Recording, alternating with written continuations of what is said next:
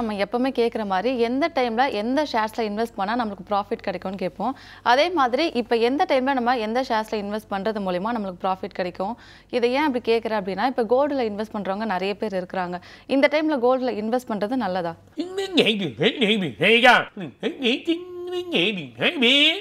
கண்டிப்பாக ஷேர்ஸ் நல்ல உயரத்துக்கான வாய்ப்பு இருக்குது. மதிப்பு வரும், தைரியமாக இறங்கலாம். நம்ம கோல்டு 15ஆம் தேதி ஜூலை 15 23ஆம் தேதி எதிர்பார்க்க வேணாம்.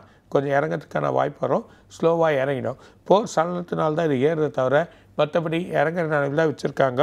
எப்படி பார்த்தாலும் இந்த கோல்டு குறையத்துக்கு வாய்ப்பு இருக்குது. வெள்ளியும் கொஞ்சம் குறைஞ்சிரும். ஆனால் குறைஞ்சி திரும்பியும் ஏறத்துக்கான வாய்ப்புகள் இருக்குது. இது இல்லாமல் இவங்களுக்கு ஷேர்ஸில் நிறைய இன்வெஸ்ட் பண்ணுங்க. இண்டஸ்ட்ரீஸ், இவி, அதாவது என்ன சொல்லுவாங்கன்னா எலக்ட்ரிக்கல் வெஹிக்கல்ஸ், எலக்ட்ரிக்கல் இருக்கக்கூடிய எத்தனை இதுவும் பண்ணலாம். எலக்ட்ரானிக்ஸ் ஐட்டம்ஸில் இருக்கிறதுலாம் எல்லாம் பண்ணலாம். அது இல்லாமல் சோலார், இந்த சோலார் ப்ராஜெக்டில் இருக்கக்கூடிய அத்தனை ஷேர்ஸுமே நல்லா டெவலப் ஆகுது. பெரிய ப்ராஜெக்டுகள் வரக்கூடிய நிலைமை வந்திருக்கு. ஷேரில் இன்வெஸ்ட்மெண்ட் பண்ணலாம்.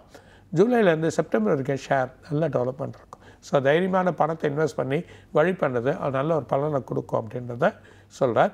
ஆனால் கோல்டில் கொஞ்சம் மெட்டலில் நிறைய பண்ணாதீங்க, கொஞ்சம் கேர்ஃபுல்லாக.